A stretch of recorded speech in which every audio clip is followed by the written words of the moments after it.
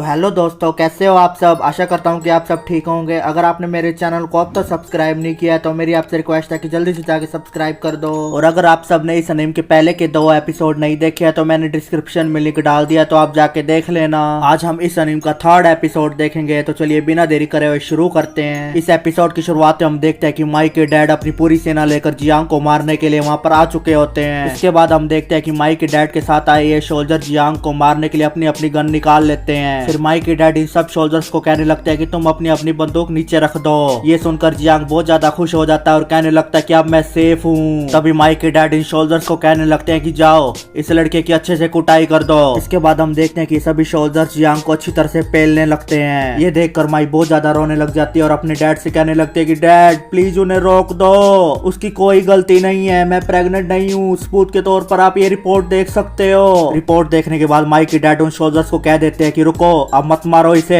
फिर माई के dad Jiang से कहने लगते हैं कि ये क्या नाटक है, तुम तो कह रहे थे कि तुमने माई को प्रेग्नेंट कर दिया है। इस पर फिर जियांग कहता है कि अगर आपने ऐसा ना किया होता तो आप अपनी बेटी को मिलने ना आते यहाँ पर। आपकी बेटी आपसे बहुत प्यार करती है और आप उससे मिलने भी नहीं आते। फिर जियांग गुस्से में माई के डैड से कहने लगता है कि क्या आप उसे भूल गए हैं। ये सुनकर माई और उसके डैड पूरी तरह से शॉक हो जाते हैं। फिर जियांग माई के डैड से कहने लगता है कि आपकी बेटी को क्या चाहिए आपको ये पता ही नहीं है। आपने उसे एक लग्जरी घर दिया, इतने सारे बॉडीगार्ड दिए और एक मेड भी दी। आप हमेशा सुनिश्चित करते हैं कि वो कभी भूखी ना रहे, पर क्या वो वास्तव में यही चाहती है? वो बस यही चाहती है कि आप हमेशा उसके साथ रहें और उसे प्यार करें, लेकिन आप तो उसे बिल्कुल भी प्यार नहीं करते और हमेशा अपने बिजनेस के लिए बाहर ही रहते हैं। ये सब सुनकर माई के चेहरे के तो बिल्कुल होश उड़ जाते हैं। वहीं दूसरी तरफ हम माई के डैड को देखते हैं जो कि जियांग पर बहुत ज्यादा भड़क जाते हैं और उसे कहने लगते हैं कि गधे के बच्चे, तुझे क्या लगता है कि ये पैसे ऐसे हवा में उड़ के आए हैं? फिर जियांग कहता है कि अपने परिवार को परेशान करना बंद करो। इसके बाद हम देखते हैं कि जियांग माई के डैड को वो कैलेंडर दिखाने लगता है जो कि उसने माई के रूम में देखा था। उस कैलेंडर में माई ने लिखा होता है कि आज ही के दिन मैंने और मेरे डैड ने एक साथ मिलकर खाना खाया था। जियांग माई के डैड से कहता है कि माई ये गाड़ी बंगला कुछ भी नहीं चाहती, वो बस आपके साथ टाइम स्पेंड करना चाहती है। ये सब सुनकर माई की मेड और उसके बॉडीगार्ड बहुत ज्यादा इमोशनल हो जाते हैं और रोने लग जाते हैं। फिर जियांग माई के डैड से कहने लगता है कि आप इसके बारे में जरूर सोचना,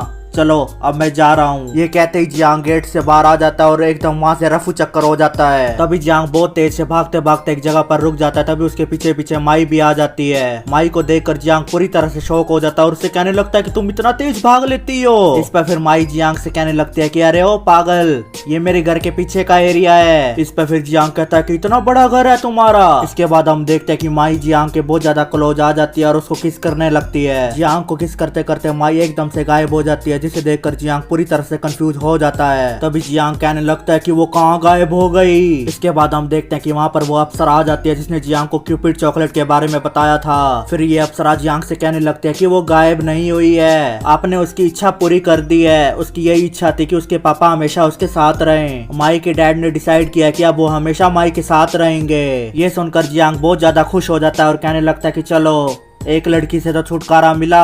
फिर यहाँ से सीन चेंज होता है, हम जियांग को देखते हैं जो कि बहुत टेंशन में होता है। वो मन ही मन में सोच रहा होता है कि एक लड़की से तो छुटकारा मिल गया, लेकिन अभी 2 और लड़की हैं, इनसे छुटकारा कैसे मिलेगा। तभी हम देखते हैं कि जियांग ये बात सोचते सोचते एकदम से नीचे गिर जाता है। हम देखते हैं कि एक पैम्पलेट उड़ते उड़ते जियांग के पास आ जाता है। हम देखते हैं कि ये पैम्पलेट दूसरी लड़की जिसका नाम युआन होता है उसने छुपवाया होता है। इस पैम्पलेट पर लिखा होता है कि मेरे पति जियांग बहुत दिनों से गायब हैं, मैं और उनके दोनों बच्चे उनका बहुत इंतजार कर रहे हैं। जियांग जहाँ कहीं भी किसी को दिखे तो नीचे दिए गए नंबर पर संपर्क करें। तभी जियांग देखता है कि ऐसे बहुत सारे पैम्पलेट आसमान में से नीचे गिर रहे हैं। ये देखकर जियांग के तो चेहरे के पूरी तरह से शौक उड़ जाते हैं। इसके बाद फिर जियांग सभी से छुपते छुपते अपनी क्लास में आ जाता है। तभी हम चौथी लड़की को देखते हैं जो कि जियांग के स्कूल के बाहर आ चुकी होती है। एक बोर्ड पर जियांग का नाम देखकर ये लड़की बहुत ज्यादा खुश हो जाती है और कहने लगती है कि फाइनली मिल ही गया। वहीं दूसरी तरफ हम जियांग को देखते हैं जो कि अपनी क्लास में होता है। तभी उसके सामने वो पहली वाली लड़की माई उसके सामने आ जाती है। फिर माई जियांग से कहने लगते हैं कि क्या आप कल मेरे साथ चल सकते हैं। माई को देखकर जियांग पूरी तरह से कंफ्यूज हो चुका होता है और मन ही मन में सोचने लगता है कि उस अप्सरा ने तो कहा था कि माई की सारी यादें मिट जाएंगी। फिर जियांग माई से कहने लगता है कि तुम मुझे जानती हो क्या। इस पर फिर माई जियांग से कहती है कि मैं तुम्हें कैसे भूल सकती हूँ, तुम्हारा बहुत बहुत थैंक यू। इससे जियांग बहुत ज्यादा टेंशन में आ जाता है और कहने लगता है कि ये पहली लड़की फिर से आ गई, अब मैं क्या करूं। तभी हम देखते हैं कि वहाँ पर वो अप्सरा आ जाती है। इस अप्सरा को देखकर जियांग पूरी तरह से भड़क जाता है और गुस्से में लाल होकर इस अप्सरा से कहता है कि तुम तो कह रही थी कि माई मुझे भूल जाएगी, लेकिन आज फिर ये आ गई मेरे पास। इस पर फिर ये अप्सरा कहते हैं कि हाँ मैं आपको बताना भूल गई, माई वो प्रेग्नेंट वाली बात भूल चुकी है, लेकिन पिछले 2 दिनों में जो कुछ भी हुआ वो उसको सब याद है। इसका मतलब अब उसके मन में जो भी फीलिंग है वो उसके दिल से है। तभी हम देखते हैं कि अचानक से वो चौथी लड़की क्लास का दरवाजा तोड़कर वहाँ पर आ जाती है और जियांग के पास आकर उससे कहती है कि आपने मुझे धोखा क्यों दिया।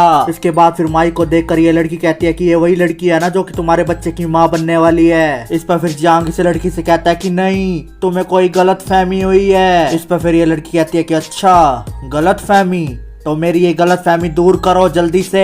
तभी हम देखते हैं कि ये चौथी लड़की जियांग के बहुत ज्यादा क्लोज आ जाती है और उसे जोर जोर से किस करने लगती है। वहीं दूसरी तरफ क्लास के सभी बच्चे ये सीन देख लेते हैं और कहते हैं कि आखिरकार ये क्या चल रहा है क्लास में। तभी किस करने के बाद ये चौथी लड़की माई से कहती है कि आपको अब समझ में आ गया ना, जियांग मेरा है। वही दूसरी तरफ हम जियांग को देखते हैं जिसकी हालत बहुत खराब हो चुकी होती है। इसके बाद हम देखते हैं कि चौथी लड़की की मोम वहाँ पर आ जाती है और गुस्से में होकर अपना बैग इस लड़की के ऊपर फेंक देती है। फिर ये लड़की अपनी मोम से कहने लगती है कि आप यहाँ पर क्या कर रही हो। इस पर फिर इस लड़की की मोम कहती है कि तुम अमेरिका से स्पेशल इस बेवकूफ बच्चे से मिलने आई हो। फिर जियांग इस लेडी से कहने लगता है कि आंटी आपसे मिलकर खुशी हुई, मैंने आपको लंबे समय से नहीं देखा, आप पहले से बहुत सुंदर हो गई हो। तभी फिर इस लड़की की मोम जियांग से कहने लगते है कि ओ बेवकूफ बच्चे चुप रहो। फिर ये लेडी अपनी बेटी से कहने लगती है कि बेहतर होगा कि तुम वापस अमेरिका चली जाओ। इस पर फिर ये लड़की कहती है कि नहीं, मैं बिल्कुल भी नहीं जाऊंगी, मुझे और जियांग को एक साथ रहने से कोई भी नहीं रोक सकता। इस पर फिर ये आंटी बहुत ज्यादा भड़क जाती है और सबके सामने अपनी बेटी की पिटाई कर देती है। अपनी बेटी की पिटाई करने के बाद ये लेडी अपने बॉडीगार्ड्स को बुला लेती है और उनसे कहने लगती है कि इसको उठाकर बाहर ले चलो। इसके बाद हम जियांग और इस आंटी को देखते हैं। जियांग इस आंटी से कहने लगता है कि मुझे लगता है कि आपको अपनी बेटी को वापस अमेरिका भेज देना चाहिए। फिर ये आंटी अजीब सी बात कहने लगती है कि भगवान को बुलाना और भगवान को विदा करना अलग बात है। ये आंटी जियांग से कहती है कि तुम्हें अब अपना हेल्थ इंश्योरेंस करा लेना चाहिए, आगे आगे तुम्हें इसकी बहुत जरूरत पड़ेगी। इस पर फिर जियांग बहुत दुखी हो जाता है और कहने लगता है कि ये मेरे साथ क्या हो रहा है, मैं मर जाऊंगा एक दिन। फिर यहाँ से सीन चेंज होता है, हम जियांग और इस अप्सरा को देखते हैं। फिर ये अप्सरा जियांग से कहने लगते हैं कि अभी अभी जो ये क्लास में लड़की आई थी इसने भी क्यूपिड चॉकलेट खा ली क्या।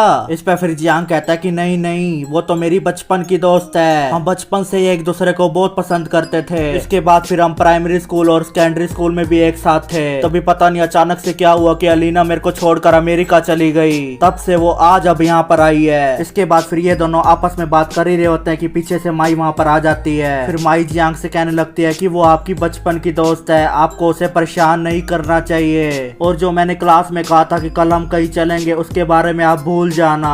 इस पर फिर जियांग कहता है कि नहीं नहीं, मैं उस टाइप का बंदा नहीं हूँ, मैं तुम्हारे साथ कल जरूर चलूंगा। ये सुनकर माई बहुत ज्यादा खुश हो जाती है और खुशी के मारे वहाँ से चली जाती है। तभी वहाँ पर दोबारा से वो अफसर आ जाती है और जियांग से कहने लगते हैं कि अच्छा तुम मुझसे प्यार करने लगे हो। ये सुनकर जियांग बहुत ज्यादा भड़क जाता है और इस अफसर से कहने लगता है कि चुप हो जाओ तुम, ये सब तुम्हारी वजह से हो रहा है कि सारी लड़कियां मेरे पीछे पड़ी हुई हैं, अब जाओ यहाँ से प्लीज, अब मेरा पीछा करना बंद कर दो। इसके बाद फिर जियांग सीढ़ियों से अपनी क्लास में जाने लगता है। तभी हम देखते हैं कि रास्ते में वो तीसरी लड़की टैंक खड़ी होती है। जियांग को देखकर ये तीसरी लड़की टैंक बहुत ज्यादा गुस्सा हो जाती है और उसको जोर से तमाचा मार देती है। इसी तमाचे के साथ हमारा ये एपिसोड यहीं पर ही खत्म हो जाता है। अगर आपको ये वीडियो अच्छी लगी हो तो मेरे चैनल को सब्सक्राइब करके जरूर जाएं और इस अनीम में आपको जो भी लड़की फेवरेट लगी हो उसका नाम कमेंट में जरूर लिख के जाना। तो अब हम फिर मिलेंगे अगले एपिसोड के साथ। Thank you.